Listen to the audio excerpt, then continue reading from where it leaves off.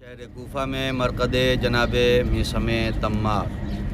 جناب ہم لوگ جس جگہ پہ ہیں بیت امام علی علیہ الصلوۃ والسلام، ہم لوگ مسجد کوفہ میں ہیں۔ مسجد کوفہ یہ باب صوبان ہے جہاں سے انٹری جگہ پہ ہیں۔ یہ عین الحسن، یہ مسجد حنانہ ہے۔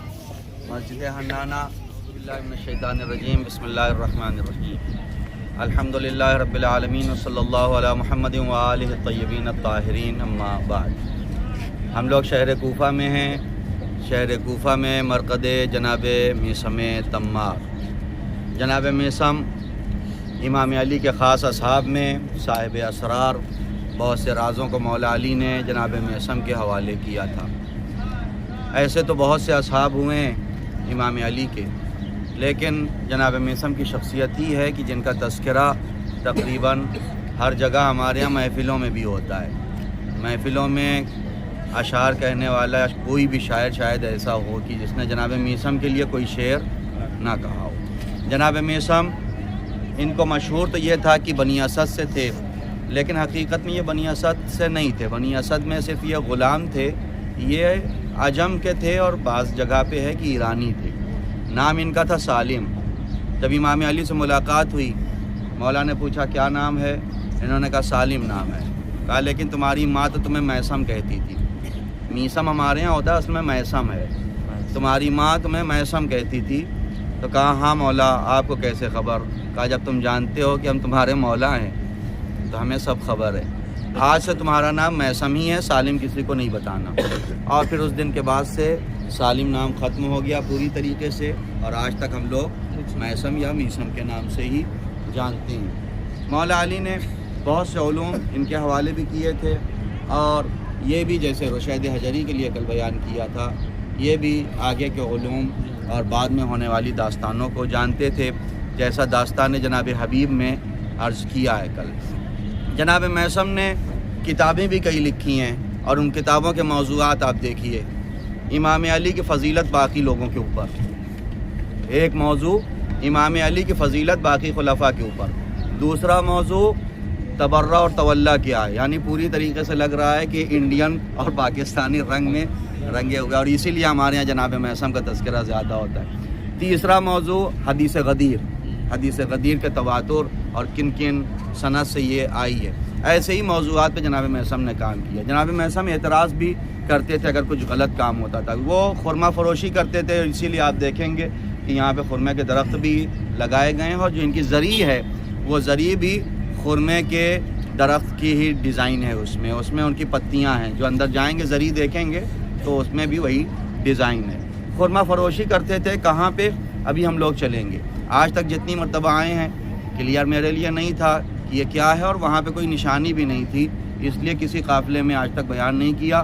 لیکن اس سال پہلی مرتبہ معلوم ہوا کہ جناب میثم کی دکان جو ہے مسجد کوفہ میں، جس باب سے ہم لوگ انٹری لیں گے نا، اس کے سامنے جناب خدیجہ بنت علی دفن ہے۔ شاید اس میں بیان کیا تھا میں نے شاید کہ امام علی کی بیٹی جناب خدیجہ تھیں، ان کا انتقال ہوا تو میثم کی دکان میں ان کو دفن کیا۔ یعنی اگر تجارت قاعدے سے کی جائے تو اتنی بابرکت ہوتی ہے کہ ائمہ اپنی بیٹیوں کو اس جگہ پہ دفن کرتی ہیں، وہ بھی انشاءاللہ بتائیں گے۔ جناب میثم سن 60 ہجری تک رہے۔ کربلا کے واقعے سے کچھ پہلے جناب میثم کو خبر ملی کہ امام حسین نے قیام کیا ہے۔ آپ چلے عمرہ بھی کر لیں گے مکے میں، کیونکہ مکے میں امام حسین ماہ رمضان، ماہ شعبان سے لے کے اور ماہ ذی الحجہ کے 8 تک رہے، اتنے دنوں تک امام حسین مکے میں ہیں۔ جناب میثم نے کہا کہ چلے ہم مکے ملاقات کرتے ہیں۔ عمرے کا ارادہ کیا، راستے میں خبر ملی کہ امام حسین وہاں سے آگے بڑھ چکے ہیں۔ آپ نے اپنا عمرہ انجام دیا۔ عمرہ انجام دے کے نکل رہے تھے کہ راستے میں ہی ابن زیاد کے کارکنان نے جناب میثم کو گرفتار کر لیا، اور یہ گرفتاری بھی اس لیے ہوئی تھی کہ آبجیکشن بہت کرتے تھے۔ ابن زیاد کے جو عمال رہتے تھے، کام کرنے والے، ان کی شکایت بھی کرتے تھے۔ خود ابن زیاد کے پاس پہنچ گئے شکایت لے کے کہ ان لوگوں کو صحیح کر لو، ورنہ ہمیں آتا ہے صحیح کرنا۔ ابن زیاد کے پاس بیٹھا ہوا تھا ایک ملعون جس کا نام تھا عمرو ابن حریث۔ عمرو ابن حریث نے کہا کہ ابن زیاد تمہیں معلوم ہے یہ کون ہے؟ نہیں، یہ علی کا چاہنے والا میثم جس کے بارے میں تم نے سنا یہی ہے۔ ابن زیاد نے کہا ان کو گرفتار کر لیا جائے۔ गिरफ्तार किया गया। कहा अब तुम्हें आज़ाद एक शर्त पे करेंगे, मेंबर सजेगा तुम अली की बुराई करो। और अब उसने नाम लिया था किसकी किसकी तुम्हें तारीफ़ें करनी है, इन लोगों की तारीफ़ करो और अली की बुराई करो। जनाब मैसम ने कहा कि बुराई उसकी की जाती है जिसके अंदर कोई ऐब होता, मुझे मालूम भी है वो दरख्त कौन सा है। कहा और तुम्हारे मौला ने क्या कहा? मेरे मौला ने कहा है मेरे हाथ पाँव काटोगे और मेरी ज़बान गुद्दी से खींच ली जाएगी। कहा ठीक है, तुम्हारे मौला की बात झुटला दूंगा, हाथ पैर काटूंगा लेकिन गुद्दी से ज़बान नहीं खींचूंगा। और उनको सूली पे लटका दिया। सूली फांसी में फ़र्क होता है, जो सलीब होती है और उसमें और फांसी में फ़र्क। फांसी में गर्दन में फंदा डाला जाता है, सूली में हाथ पैर और सीने से बांधा जाता है ताकि ये भूख से तड़प तड़प के मर जाए। हाथ पैर काट दिए गए, सीने से इनको और नीख और कील के सहारे उस खजूर के दरख्त पे आपको लटका दिया गया। वहाँ से आपने अम्र इब्न हुरैस के घर के बिल्कुल पहलू में वो दरख्त था, वहाँ से आपने फ़ज़ाइल इमाम अली को बयान करना शुरू किया। इतने फ़ज़ाइल इमाम अली बयान किया कि मजबूर हो के उसको गुद्दी से ज़बान खींचना पड़ी। लेकिन जनाब मैसम ने एक चीज़ बता दी कि अली का चाहने वाला अली के फ़ज़ाइल सरेदार भी बयान करता है, हम कदम पीछे नहीं खींचते। इंशाअल्लाह कि परवरदिगार से दुआ है, परवरदिगार हम सब को भी वलायत इमाम अली पे ऐसे ही साबित कदम रहे। वस्सलामु अलैकुम वरहमतुल्लाहि वबरकातुहू।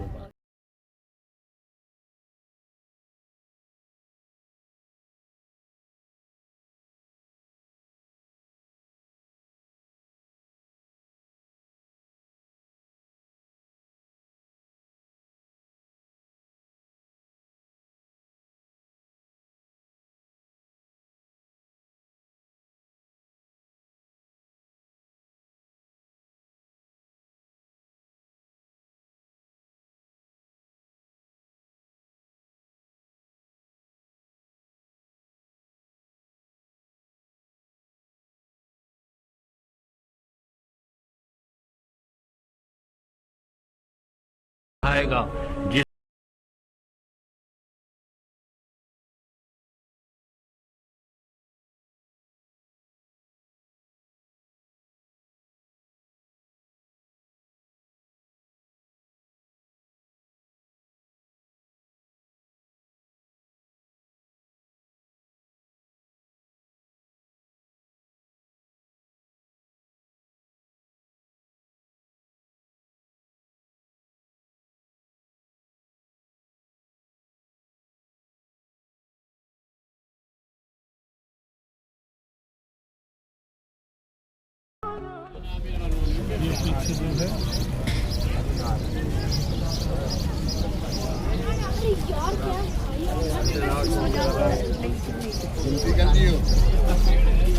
बिस्मिल्लाहिर्रहमानिर्रहीम अल्हम्दुलिल्लाहि रब्बिल आलमीन व सल्लल्लाहु अला मुहम्मदिन व आलिहि तय्यबीन अत्ताहिरीन। कूफा का कदीमी शहर, और कूफे में इस वक्त हम लोग जिस जगह पे हैं, बैत इमाम अली अलैहिस्सलातु वस्सलाम, खाने इमाम अली मंसूब है, खाने इमाम अली।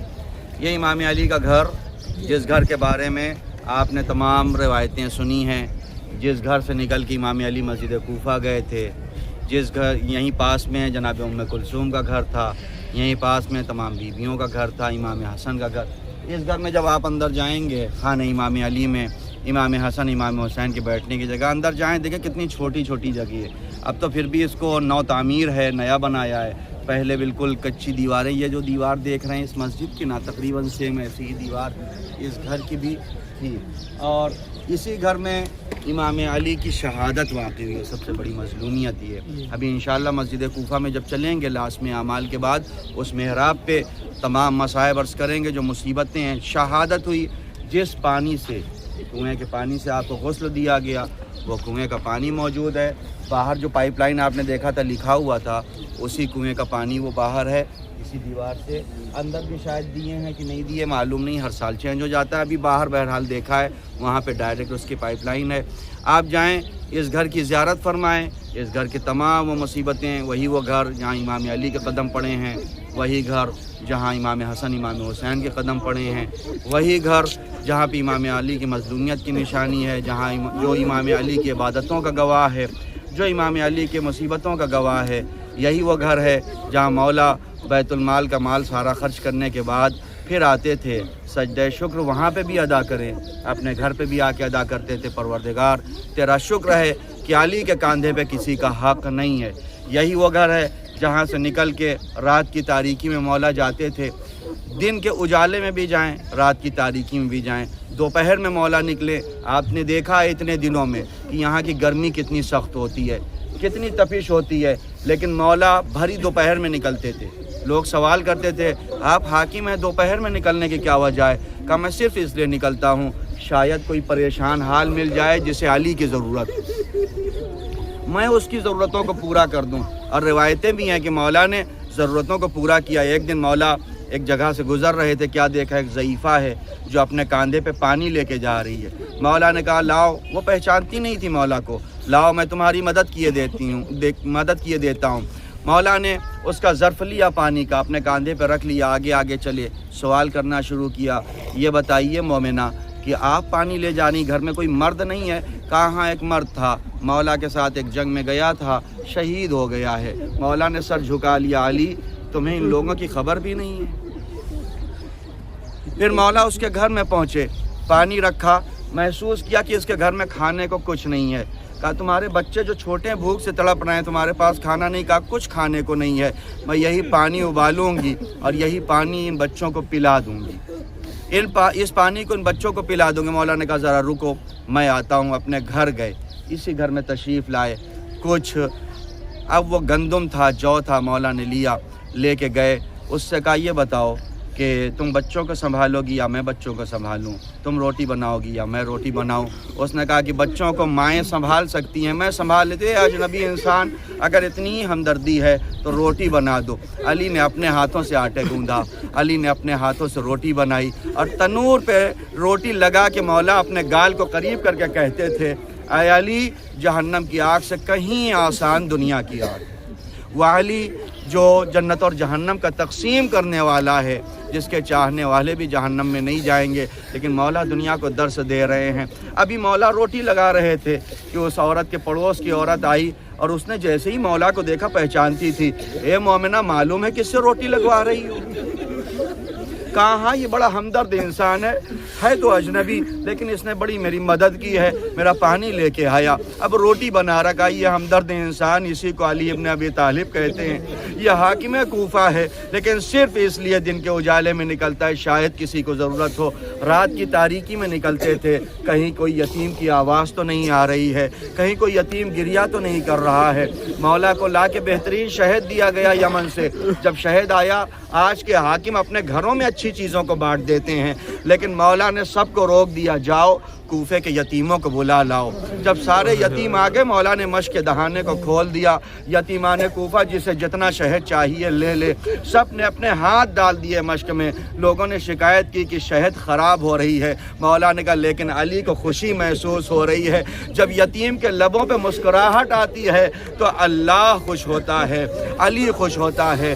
ہم آئے ہیں اسی مولا کی بارگاہ میں، اسی علی کی بارگاہ میں آئیں، اپنے مولا کی بارگاہ میں چلیں، اس گھر کی زیارت کریں۔ انشاءاللہ اس گھر کی زیارت کے بعد ہم لوگ چلیں گے مسجد کوفہ، اعمال مسجد کوفہ ہوگا، مصائب امام علی بیان کیے جائیں گے۔ لیکن ایک طرف جہاں بیت امام علی ہے، 1400 سال کے بعد بھی جو ٹوٹا سا گھر تھا وہ بھی آج بہترین موجود ہے۔ اسی کے پہلو میں یہ دارالامارہ ہے جو حاکم ظالمین کی نشانی تھی، جہاں بیٹھ کے ابن زیاد نے امام حسین کے لب مبارک پہ چھڑی مار کے کہا تھا اے حسین اب جواب دو، لیکن آج اس دارالامارہ کا نشان موجود نہیں ہے، وہ خرابے کا شکار ہو گیا، لیکن بیت امام علی کی ویسے ہی شان موجود ہے۔ یہ ساری دنیا کے لیے ایک پیغام ہے کہ اگر اللہ کی راہ میں آگے بڑھو گے پروردگار تمہاری نشانیوں کو بچائے گا، اگر اللہ کے مقابلے پہ آؤ گے تو ایک عبرت بن جائے گی، نشانی باقی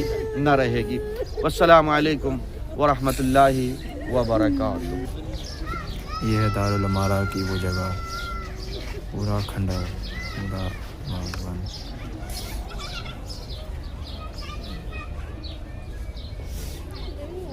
یہ وہ لعنتی ابن زیاد،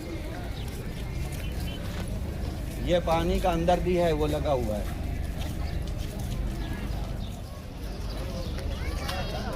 اس کنویں سے مولا کو غسل دیا گیا تھا، اسی کا پانی ہے۔ یہ گھر میں وہ کنواں موجود ہے۔ اب وہ پائپ لائن کے ذریعے سے ڈائریکٹ پانی جاری کر دیا ہے. اور یہ ہم لوگ گھر میں جا رہے ہیں. حضرات اندر سے ان کو زیارت کروا دیں. یہ ہے امام علیہ السلام کا گھر. السلام علیکم یا امیر المومنین علی بن ابی طالب علیہ السلام.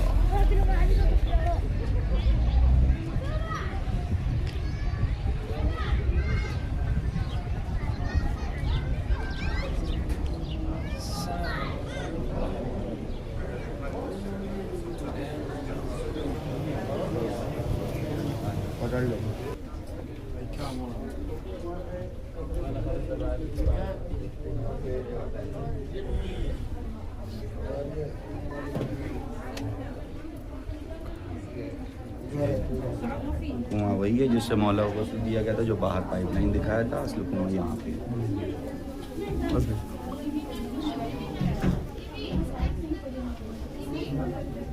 منع کر رہے ہیں, فوٹو منگا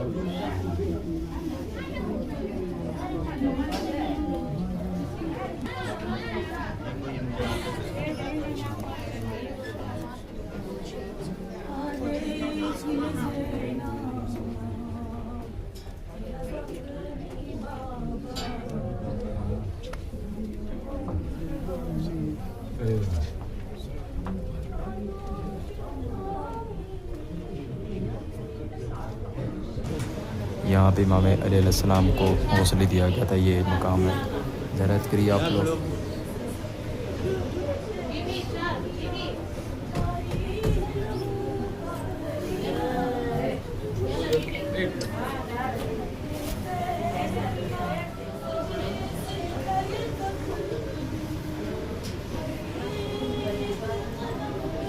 اعوذ باللہ من الشیطان الرجیم. بسم اللہ الرحمن الرحیم. ہم لوگ مسجد کوفہ میں ہیں. مسجد کوفہ یہ باب صوبان ہے جہاں سے انٹری ہوتی ہے اور وہیں سے اعمال کی ابتدا ہوتی ہے. دکت جناب ابراہیم اور اس کے بعد جناب نوح, دکت التشت, دکت القضا, اور اس کے بعد آگے جا کے دکت المعراج ہے, دکت نبی کریم ہے, دکت جناب آدم ہے, جناب امام سجاد ہے, جناب نوح ہے, اور محراب امیر المومنین ہے. محراب کی زیارت آئیے آپ حضرات کو کروا دیتے ہیں. ادھر پشت پہ دیکھیں, یہ جو گنبد نظر آ رہا ہے جناب مسلم کا گنبد ہے, اور اسی کے پیچھے جناب مختار کا حرم ہے, یعنی ان کی زری ہے اسی کے پیچھے. ہم لوگ اصل میں بہت جلدی میں ہیں, یہاں ڈیٹیل میں بنانا چاہیے تھا لیکن موقع نہیں ملا. یہ جناب مسلم ابن عقیل ہیں. ادھر جناب ہانی ابن عروان ہیں, گویا جو ساتھ دیا تھا تو جناب مسلم نے اپنے ساتھ ہمیشہ کے لیے ان کو رکھ لیا ہے. دیکھیں کتنا سکون ہے. رات کے تقریباً 10:30 10:15 بج چکے ہیں, اور کہف صاحب کو میں بھیج رہا ہوں آگے. یہ جائیں گے اور محراب کی ویڈیو بنا کے لائیں گے, اور اس کے بعد ہم لوگ چل رہے ہیں بس پہ. جائیے آپ محراب کی بنا لیں پوز. یہ دیکھیے تیاری ہو رہی ہے کہ مولا مسلم بن عقیل علیہ السلام کی شہادت قریب ہے, اسی لیے سب کالے پرچم نصب کیا جا رہا ہے. ماشاءاللہ مولا سلامت رکھے خداموں کو. اب ہم چل رہے ہیں. یہ ہم مقام امیر المومنین جہاں مولا کے ضربت لگی تھی, لیکن مولانا ضمیر صاحب نے بتایا یہ جگہ اتنی مشہور نہیں ہوئی. وہاں پہ جو ایک زری بنی ہے وہ مشہور زیادہ ہوگی, اس لیے وہاں زری بنے. لیکن یہ ہے کیونکہ مولا کو نوافل میں ضربت لگی تھی, یہ اس لیے یہ وہ در ہے جہاں میرے مولا کو ضربت لگی تھی. آپ لوگ حضرات زیارت کریں. السلام علیکم یا امیر المومنین خصو برب القاطع. مسجد کوفہ ہے, پوری مسجد کوفہ ہے. یہ جو آپ دیکھ رہے ہیں پوری مسجد کوفہ ہے.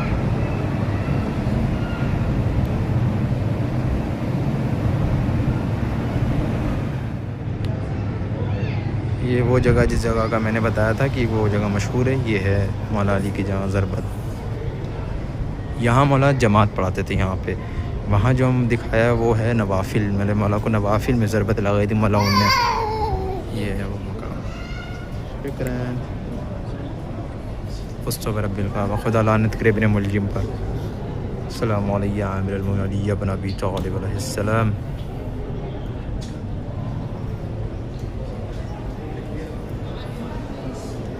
سب لال کر دیے گئے کیونکہ شہادت کی تاریخ آ رہی ہوئی ہے مسلم بن عقیل علیہ السلام.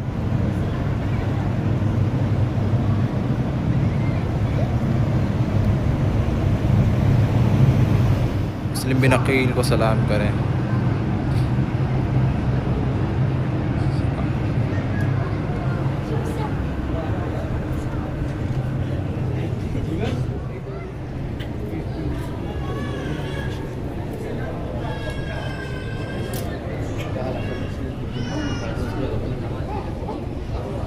یہ ذریعہ حضرت مختار ثقفی رضوان اللہ تعالیٰ علیہ کی ہے. حضرت مختار وہی حضرت مختار جس نے شیعوں کے دل کو ٹھنڈک پہنچائی.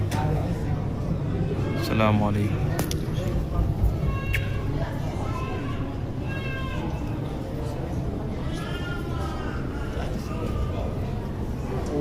یہ ہانی بن عروہ کا ہانی بن عروہ کی ذریعہ آپ آزاد زیارت کریں.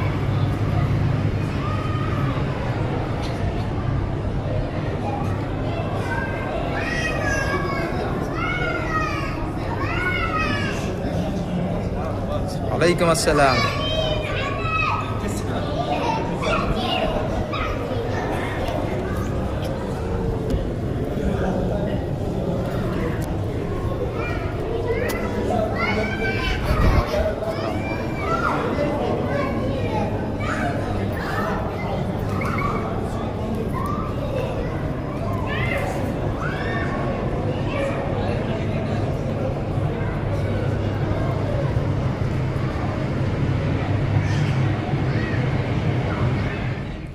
بسم اللہ الرحمن الرحیم. الحمدللہ رب العالمین وصلی اللہ علی محمد وآلہ الطیبین الطاہرین. نجف اور قادسیہ کے بیچ میں ہم لوگ مقام حیرہ سے تھوڑا آگے جس جگہ پہ ہیں یہ عین الحسن. مقام عین الحسن، عین کا مطلب ہوتا ہے چشمہ. عین عربی میں خود عین جو ہے 70 سے زیادہ معنی میں ہے. آنکھ کو بھی عین بولتے ہیں، چشمے کو بھی عین بولتے ہیں، اور ایسے ہی بہت سے معانی. عین الحسن امام حسن علیہ السلام جب معاویہ سے جنگ کرنے کے لیے جا رہے تھے اور اس جگہ سے گزرے ہیں تو یہاں پہ لشکریوں نے کہا کہ پانی کی کمی ہے، تو امام نے بطریق اعجاز یعنی معجزے کے ساتھ یہاں پہ چشمہ جاری کیا تھا، اور بعض میں ہے کہ کنواں کھدوایا تھا باقاعدہ، اور اس کنویں سے پانی نکلا تھا. اور پانی آج بہت سے ایسے عراق کے لوگ ہیں جن کو اس سے شفا ملی ہوئی ہے. یہ والا پانی جو ہے اس سے کہتے ہیں کہ سرطان یعنی کینسر سے شفا ملتی ہے، اور اس میں پانی ابلتا ہے لیکن باہر نہیں جاتا. یہ بھی کمال ہے. اور یہ رکا ہوا پانی تھا، اس کو پھر سے بنایا گیا ہے دوبارہ. مطلب یہ پتھر وغیرہ نہیں لگے تھے، لیکن انڈین امریکن یعنی انڈیا کے لوگ جو امریکہ میں رہتے ہیں بقی.org وہ سائٹ بھی چلاتے ہیں، یہاں پہ بھی لکھا ہوا ہے. ان لوگوں نے دوبارہ اس کو بنایا ہے، مرمت کروائی ہے، تعمیر کروائی ہے، اور اس کے شفا کے لیے بہت سے عراقیوں کو شفا ملی. اور لندن میں ان کا علاج چل رہا تھا تو ان لوگوں کو بھی تعجب ہوا کہ کیسے شفا ملی ہے. اور باقاعدہ اس پہ ریسرچ ہوا. جب ریسرچ ہوا تو انہوں نے پایا یہ کہ اس کا پانی اٹھا کے پینے سے اتنا فائدہ نہیں ہوتا جتنا ڈائریکٹ پینے سے فائدہ ہے. اس کا پانی ڈائریکٹ پینے سے جتنا فائدہ ہے. ایک چشمہ یہ ہے. اب ہم لوگ بوٹل لے کے تو آئے ہیں، ساری بوٹل تو ایسے ہی ختم ہو گئی بات ہی. یعنی جو آئے ہیں خود پانی پی لیں بس، باقی بوٹل میں لیے ہیں انشاءاللہ لے جائیں، شفا ہونی ہوگی. لیکن وہ شرط ہے کہ اس کا پانی ڈائریکٹ پئیں. ادھر پیچھے ایک چشمہ ہے، گرم پانی کا چشمہ تھا، وہ پیروں کے اور اسکن کے تمام پرابلم کے لیے ہے. اسکن میں جس کے پرابلم ہے کوئی کسی طریقے کی بیماری، اس میں وہ فائدہ دیتا ہے، لیکن اس کے لیے کوئی وہ نہیں ہے کہ ڈائریکٹ یا کیسے. لیکن اس کے لیے جو بیان ہوا تھا وہ یہی بیان ہوا تھا. باقی بس یہیں پہ چشمہ ہے. ہم لوگ زیارت وہاں لگی ہوئی ہے، زیارت امام حسن پڑھیں گے، 2 رکعت عین الحسن کی نماز پڑھ لیں گے مقام عین الحسن، اور پھر ہم لوگ چلتے ہیں. السلام علیکم ورحمۃ اللہ. بسم اللہ الرحمن الرحیم. عین الحسن یہی جگہ ہے. یہاں پہ ایک جالی بھی لگا دی گئی ہے. امام حسن سے منسوب یہ مقام جہاں امام لشکر معاویہ سے جنگ کرنے کے لیے جب جا رہے تھے تو اسی جگہ پہ آپ نے چشمے جاری کیے تھے.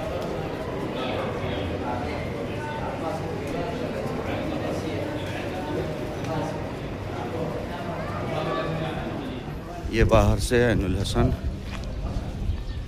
یہاں پہ وہ پانی ہے جو مریضوں کے لیے ہے جس میں کینسر کے مرض وغیرہ بھی ٹھیک ہوتے ہیں. ادھر وہ پانی ہے، یہ دیکھیں، اس میں ڈائریکٹ اس چشمے سے پیا جاتا ہے پانی. اور ادھر ایک دوسرا چشمہ ہے گرم پانی کا جس کے لیے بولتے ہیں کہ اس میں اسکن کینسر بلکہ اسکن کی تمام پرابلم اس میں دور ہوتی ہے.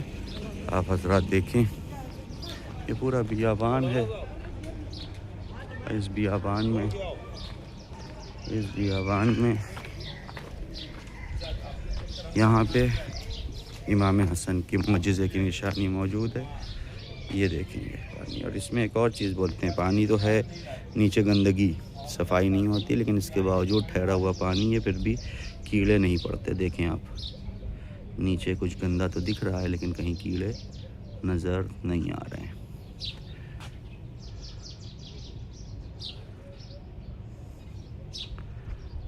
سورج ڈوبنے کو ہے.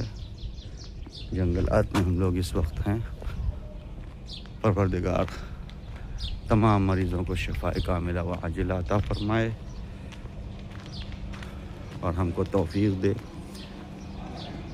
کہ ہم صرف پانی کے وسیلے تلاش نہ کریں, ہم اعمال صالحہ بھی تلاش کریں, اعمال صالحہ انجام دیں. والسلام علیکم ورحمۃ اللہ. بسم اللہ الرحمن الرحیم. ہم لوگ مسجد سہلہ جاتے ہوئے راستے میں اس وقت جہاں پہ رکے ہیں, یہ کوفے کا ایک محلہ ہے, محلہ سویہ. اور جس مزار پہ ہم لوگ ہیں اس وقت جناب کمیل ابن زیاد نخعی کا حرم ہے. جناب کمیل کی قبر یہاں پہ موجود ہے, پیچھے جو دیکھ رہے ہیں آپ حضرات, جناب کمیل کا حرم. جناب کمیل امام علی کے باوفا ساتھیوں میں صاحب سر. امام علی نے بہت سے رازوں کو جناب کمیل سے بیان کیا, اور کوفے کے 8 بڑے زہاد, زاہد اور عابد میں آپ کا شمار کیا جاتا ہے. جناب کمیل کی ولادت 5 بعثت سے لے کے 12 ہجری تک الگ الگ روایتیں ہیں جو بیان کی گئی ہیں کہ آپ کی ولادت ہوئی ہے. امام علی کے ساتھ ابتدا میں رہے, جب مولا علی یمن گئے تب بھی مولا کے ساتھ رہے, اور ہر دور میں جب مولا کو ساتھ چھوڑنے والے بھی لوگ رہے تو جناب کمیل نے ساتھ نبھایا.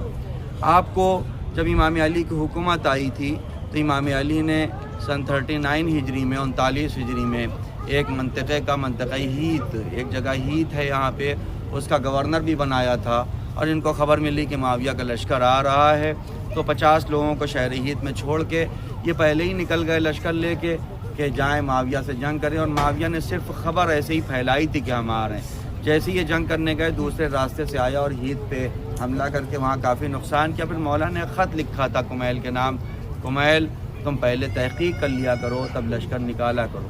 مولا کی حکومت میں ہی مولا جب کبھی تنہائی میں جاتے تھے تو جناب کمیل کو لے کے جاتے تھے. ایک جگہ پہ جنگ صفین میں, جنگ نہروان میں مولا نہروان والوں کے خیمے کی طرف گزرے, رات کی تاریکی میں کمیل ساتھ میں تھے. ایک بہترین تلاوت کی آواز آ رہی تھی, قرآن کی آیت کی تلاوت کوئی کر رہا تھا. من ہوا قانت آناء اللیل, کون ہے جو رات کی تاریکی میں پروردگار کو آواز دیتا. بہترین آیت. تو جناب کمیل نے کہا مولا اتنی اچھی تلاوت کرنے والے لوگ ہیں جو ہمارے دشمن لشکر میں. امام نے کہا کہ تلاوت سے دھوکہ نہ کھا جانا, اس لیے کہ ان کی زبان پہ کچھ اور ہے, ان کے دل میں کچھ اور ہے. اور پھر جب جنگ ہو گئی تو مولا نے جنگ کے بعد ایک جنازے کی طرف اشارہ کیا, یہی دیکھو امن ہوا قانت آناء اللیل والے یہی ہیں جو علی کے مقابلے پر آ گئے تھے اور آج مارے گئے. امام علی نے دعائے خضر بھی جناب کمیل کو تعلیم دی تھی. جناب کمیل صاحب اسرار تھے. کربلا کے وقت بھی جناب کمیل موجود تھے. اب ایک بڑا سوال یہ ہے کہ کربلا میں کیوں نہیں اتنی مقدس شخصیت؟ اس لیے کہ ابن زیاد نے ان کو قید میں ڈال دیا تھا اور 11 محرم سن 61 ہجری کو ان کو آزاد کیا. 10 محرم کو امام حسین کی شہادت ہوئی, جناب قمر اور جناب کمیل کو 11 محرم کو آزاد کیا گیا. جناب کمیل اس کے بعد زندگی ان کی بہت زیادہ ڈیٹیل میں بیان نہیں ہوئی ہے, لیکن جب حجاج کا زمانہ آیا تو حجاج کے زمانے میں اس نے تلاش کرنا شروع کیا علی کے چاہنے والے کہاں کہاں ہیں, تو اس میں جناب کمیل کا نام آیا. کہا کمیل کو پکڑو. جناب کمیل روپوش ہو گئے تو ان کے گھر والے, ان کے قبیلے والوں کی سیلری کاٹ دی گئی اور ان کے اوپر تنگی کی گئی. یہاں تک کہ جب جناب کمیل کو خبر ہوئی, 90 سال کی عمر ہو چکی تھی, کہ میری وجہ سے میرے گھر والے, میرے قبیلے والے پریشان ہیں, تو وہ خود چل کے آ گئے حجاج کے سامنے. حجاج کے سامنے جب گرفتار کر کے لایا گیا تو حجاج نے کہا کہ سنا ہے تم ابو تراب کے ماننے والے ہو. انہوں نے کہا ہاں ابو تراب کے ماننے والے ہیں. کہا ان کا راستہ چھوڑ دو. جناب کمیل نے کہا کوئی راستہ تو بتاؤ کہ ان کا راستہ چھوڑ دیں, کوئی ایسا راستہ ہو جو ان سے بہتر راستہ ہو. کہا ہم تمہیں قتل کر دیں گے. کہا یہ میرے مولا نے پہلے ہی بتایا تھا کہ تمہیں ملعون ترین آدمی قتل کرے گا, اور تجھ سے ملعون ترین آدمی کوئی ملے گا نہیں جو قتل کر سکتا ہو. ابن زیاد نے جناب کمیل کو شہید کیا اور شہید کرنے کے بعد اس مقام پہ جناب کمیل کو دفن کر دیا گیا۔ ہم لوگ ان کی زیارت کے لیے آئے ہیں، آئیں سب زیارت پڑھتے ہیں، 2 رکعت نماز ان کو ہدیہ کریں گے اور سیدھے بس پہ چلیں گے۔ کافی تاخیر پہلے ہی ہو چکی ہے۔ والسلام علیکم ورحمۃ اللہ وبرکاتہ۔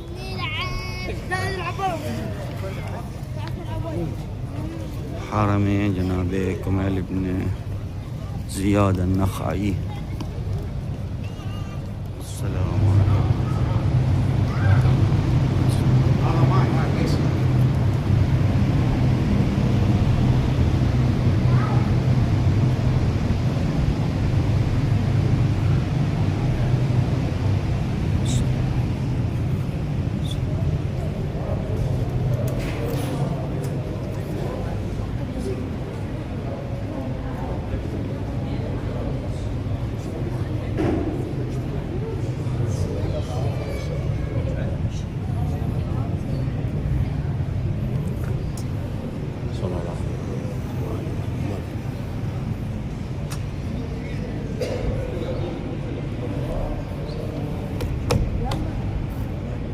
اور نجف کے درمیان ہم لوگ جس جگہ پہ ہیں یہ مسجد حنانہ ہے۔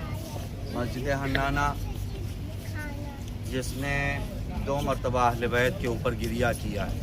ایک بار جب شہر کوفہ سے نجف مولا علی کے جنازہ لے جایا جا رہا تھا تو راستے میں اس مسجد کی مینار نے جھک کے سلام کیا تھا امام علی کے جنازے کو۔ یہ آپ مینار دیکھ رہے ہیں، اب تو یہ دوسری مینار ہو گئی، لیکن اسی لیے اس مینار کو بالکل الگ سے بنایا گیا ہے بلڈنگ سے ہٹ کے۔ اس مینار نے امام کے جنازے کو جھک کے سلام کیا۔ دوسرا، جب اہل بیت کا لٹا ہوا قافلہ کوفے لے جایا گیا ہے تو کوفے لے جانے سے پہلے اس مقام پہ روکا گیا اور اسی مسجد میں سر امام حسین رکھا تھا، تب بھی اس مسجد میں گریہ فرمایا تھا۔ تیسری روایت جو اس مسجد کے لیے ہے، مسجد حنانہ کے لیے، کہ امام صادق علیہ الصلوۃ والسلام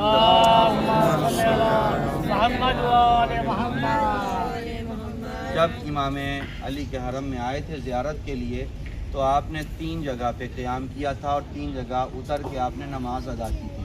سب سے پہلی جگہ مسجد حنانہ میں آپ اترے تھے، 2 رکعت نماز امام صادق نے ادا کی، پھر سوار ہوئے آگے بڑھے، وادی السلام میں اترے جہاں کل آپ لوگوں نے مقام امام صادق پہ نماز پڑھی ہے، وہاں 2 رکعت نماز پڑھی اور پھر اس کے بعد تیسرے حرم امام علی میں مولا نے 2 رکعت نماز پڑھی ہے۔ یہ 3 روایتیں اس جگہ کے سلسلے میں۔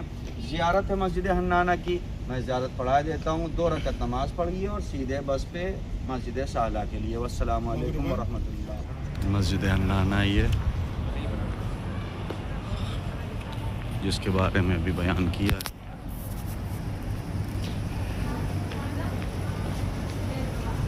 جہاں کے اپنے فضائل ہیں۔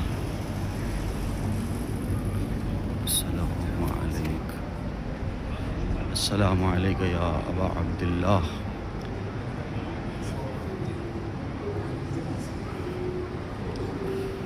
صاحب جواہر نے تو بلکہ احتمال یہاں تک دیا ہے کہ یہاں پہ سر امام حسین دفن ہے۔ یہ تصویر بھی یہاں پہ بنی ہوئی ہے، سر امام حسین کو اس مقام پہ رکھا گیا تھا، یہ زری بن گئی ہے جب اہل حرم کا قافلہ آیا تھا یہاں پہ۔ آپ حضرات زیارت فرما لیں۔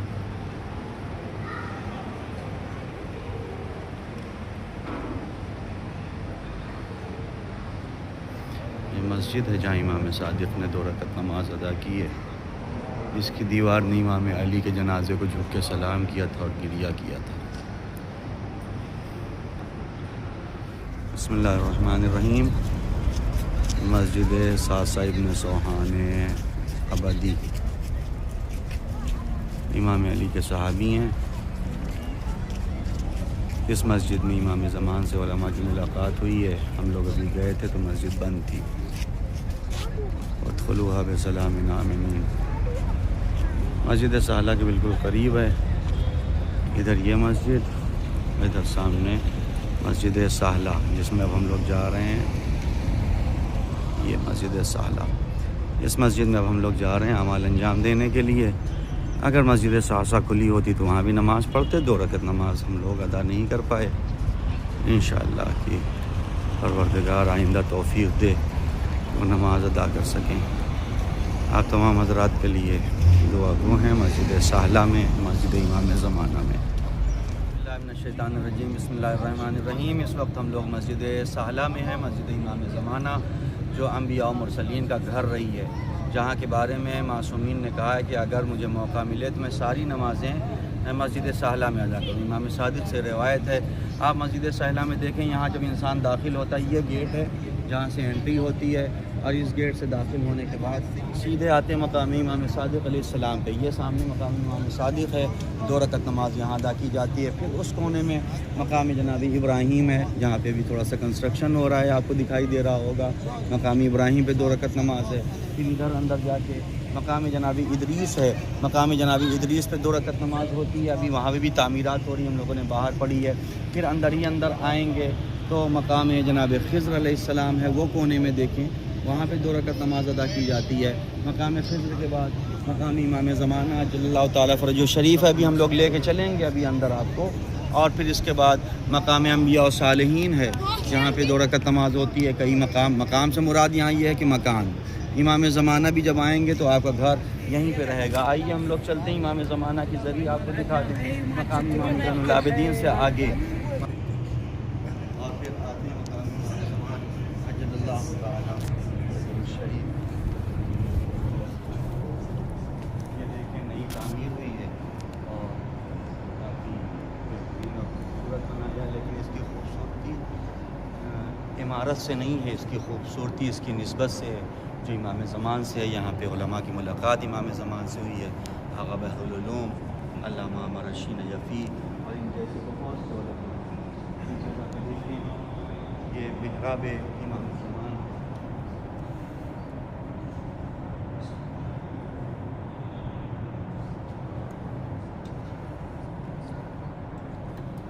اس کو زوم کر دیجئے تاکہ لوگ زیارت کر لیں انشاءاللہ کہ پروردگار ہم سب کو امام کے اصحاب و انصار میں شمار فرمائے۔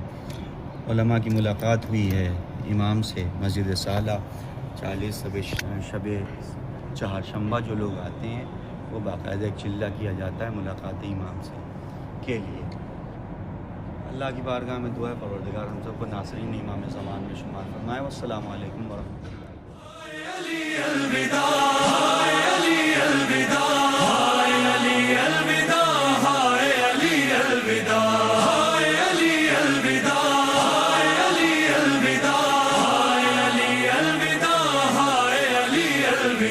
مصطفیٰ کی جان علی الوداع، وارث قرآن علی الوداع، مصطفیٰ کی جان علی الوداع، وارث قرآن علی الوداع، سارے یتیموں کا سہارا گئے۔